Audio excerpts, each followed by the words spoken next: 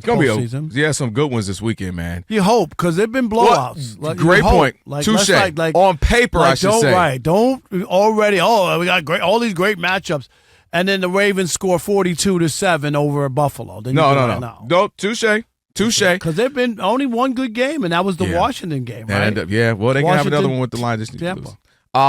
You led me right to a conversation. Earlier this week, remember we were having with Rob G, we were talking about, like, who has the most pressure, and this was last week. I should say. I'm sorry. Is it the Eagles? Because at that point, remember Nick Sirianni might be on the hot seat. If he is it Mike Tomlin on the hot seat or Russell Wilson? Could this be his last game? We kind of having the conversation about the state of Pennsylvania. Man, another one that you got to consider that this game and ultimately this postseason run, and you're going to be shocked that I say this.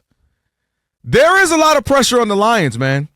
There's a lot of pressure on the Detroit Lions because it's not so much, you got to redeem last year, which is a very true fact. That's a fact. Like let's not forget, they had a big lead. How can we? It was one of the greatest meltdowns in the last 20, 30 years in any sport. Right, where people really thought. 17. You know that. They're going to the. Dude, you heard the story. They talked about how many airline tickets that got refunded because you get 24 hours. Right, and people got their money back. Dude, I had personal friends and family. Man, we going to Vegas? No, we're not going to Vegas. It was crazy. So, not only the pressure of, man, we got to redeem ourselves, we got to get back, we got to do that. That's real. And you and I have talked about it. It would be disappointing if they lose this weekend. If they don't even get back to the NFC Championship. That would be disappointing for sure. No doubt a doubt. But I'm going to tell you what else is the added pressure. What makes this team great is what the ethos and the way in Dan Campbell has constructed the team and created an identity. I was reading a great article in The Athletic about David Montgomery, the running back who was supposed to be out for the season, opted to not have the surgery and just rehab, and he's going to be back. He's going to play a role this Saturday. But they talk about how he's one of the handful of guys who are like the absolute leaders, been there all this time, and Dan Campbell just believes in him, trusts in him, and like they created this whole, we only want guys that are tough mentally, physically. That's that. And part of that also is having a great cast of assistants in Aaron Glenn and Ben Johnson. The scary part is last year they have amazing offense. They go 12-5. They're so much fun. People love them. And then they get to the NFC Championship game. They're doing great things. They're scoring all over. Then they end up ultimately losing. And everybody thought, man, they might lose Ben Johnson. And people kept saying to me, you guys will be back. You guys will be back. I said, not if they lose Ben Johnson. He comes out and says, I know I get a lot of interview requests. I'm coming back. We got unfinished business. Well, as you know, in this business, coaching, anything, you can't keep passing up opportunities. So Ben Johnson, the phone is ringing. He's already in line for some of these jobs. He's already going to interview with the Bears. He's going to interview with a couple other teams. So they're probably going to lose Ben Johnson, offensive coordinator, which makes this team have the largest point differential. You see the offense. You see the numbers that Jared Goff put up. You see what Jahmyr Gibbs is putting up, all that. And they may lose Aaron Glenn, their defensive coordinator. And so they got to get this thing done this year because, yes, that's not to say the team will all of a sudden be trash next year. But a part of what makes this team great is these two coordinators. And if you lose both at the same time, there's no guarantee you might be good, but not this good again. You know what I mean? You might be an 11-6 type, 10-7. You don't know. And so they got to capitalize and finish this, at least this run, this season, this redemption tour, if you will. Otherwise, you just don't know. And as we talk about with Dan Marino and others, it ain't a guarantee. It ain't a guarantee. And that's what is so scary is you think, we'll be back next year. I remember Dan Campbell told the Vikings, we'll see you in 2 weeks. See you in 2 weeks. All right? Remember Unless that? he going golfing or something. That was a kiss of death right there. Oh, we'll see you in 2 weeks.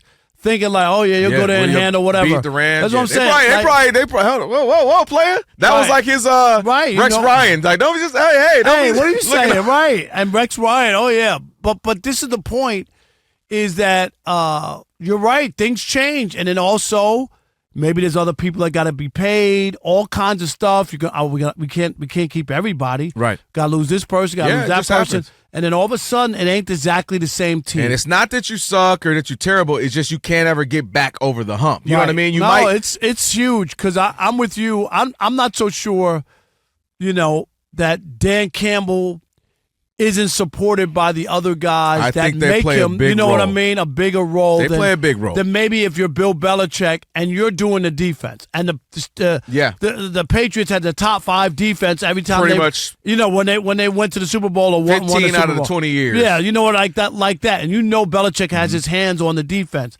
In this case, you have 2 different guys, and it's not Dan Campbell on either side of the ball. And you don't know, like, he doesn't have that. For instance, as he's on the TV in front of us right now, Bill Belichick, you know he's defense.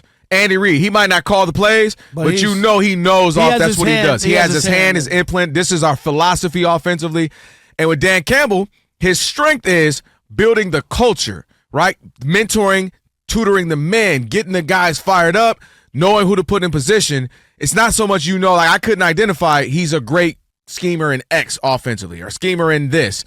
So I hope that they would be having Ben Johnson saying, hey, quarterback coach, you're going to be next up. I'm leaving. I'm teaching. Here's the keys to everything. Here's all the recipes. Here's how I'm cooking up things. Don't go like that. Right, but I'm saying I would hope, or that they know. But that's not how it goes. They're going to take that with them. No, he's going to take it, but I'm saying it's like your grandmother teaching your mom. It ain't the same. You saying mom can't cook like grandma? Don't do mom like that. It ain't the same like because if you hire a new offensive coordinator, they're not going to do exactly what somebody else was doing. Right. You know what I'm saying? I'm hoping their strength and also the that's just not usually general manager too. Unless you're promoting somebody who was in that system and they don't have a system. But if you're an offensive coordinator, you come with your own stuff and stuff that you've been doing. You're not going to be like, oh, yeah, where did Ben Johnson left this for what? Yeah. Okay, and I'm just going to copy him. They're not going to do that. Their GM, Brad Holmes, who has been fantastic, bringing in the right pieces, bringing in the right coaches, being a part of this, and keeping Dan Campbell when they felt like, no, we're building something here. I hope he has something up his sleeve as well. Like, hey, all right, here's the guy we've been looking at, knowing for the last 2 years we're probably going to lose Ben Johnson, knowing there's throughout this year probably a chance we lose Aaron Glenn. Here are some guys we identified that would be great with with Dan Campbell. But that's a big part of it, man. So that's why, to me, everybody, oh man, the Lions will be back. Listen, Green Bay ain't going nowhere. Not that I'm saying they're going to be good. Who knows if they're 12 the division is going to be good. Minnesota should be good, maybe not 14-3. No, and but then you the Bears win, are going to be and better. then the Bears should be better if they get a Mike McCarthy, if they get a whomever, they get a better coach to coach up Caleb, because they had a bunch of games they were in, including the Lions, the one they beat. They lost lost to the like Lions. 3 games that they got the Hail Mary, they got the missed field goal with the Lions. The bad clock management with the Lions, where they could have tied the game with the field goal and said, I don't know what, that's what got the coach fired. And then there was another game they lost. Was it the Chiefs? At the end. Was it a miss? Raiders? They had another like a field goal issue. It was like 3 games. Yep. And so Caleb Williams, you'd be looking at and saying he's going to get better. So, and then obviously not to mention just the conference alone. The Eagles might still be there. The Commanders might be there for another 7-8 years. Like, so you want to strike while the iron is hot and not guarantee. Now, I'd still believe they're going to be a quality, good to great team for quite 5 years. But getting to that next level. And that's why, too, on the other side of it, we talked about it a little bit earlier last hour. If you're Josh Allen and Lamar Jackson, you also don't want to just keep, just keep getting the playoffs but not happening. Because one day Josh Allen might look up and he might not ever make it that far again. You know what I mean? There's just no guarantee in this league, especially all these young quarterbacks coming up. So you definitely want to strike with the iron. But that's why I feel like this season, the Lions, they could be really good next year, but you got to get it done because you don't want to lose Aaron Glenn, Ben Johnson, like you mentioned. Now guys start wanting to get paid. Guys get injured. Guys just, it just starts changing. Guys retire. It's not the same team. Like, and you look up one day and then you're like, man, 2 years ago we had everything in place, plugged in. We had a 17-point lead in San Francisco. That was our window, right? Yeah. So capitalize this year. Again, I expect them to be good next year, but just never know how good you're going to be. And then the other thing here in this game, the running quarterback is not the best thing against the Lions. That's the one I told you off air on it. The one thing that gives me – that's why they played the Chiefs, say, for instance, it was a Super Bowl, Chiefs-Lions. I would feel much more confident if I were the Lions because the way they can attack that. Running quarterbacks, man, they can just run around, and then you're like, we literally have all the receivers covered. We're good. And they just get out to that edge, pick up that 3rd and 6, and pick up 8 yards. Lamar is so annoying with that. Russell Wilson, when he was at his best, was great at that. He was very Patrick Mahomes like as far as I ain't running, but I'll get I'm gonna pick up that 3rd and 6. Right. Josh Allen, annoyingly good with that. Jaden Daniels, annoyingly good with that. So that will be the thing for the Lions. They're 9.5 point favorites too. I was like, whoa, I was kind of shocked by that. I think it might.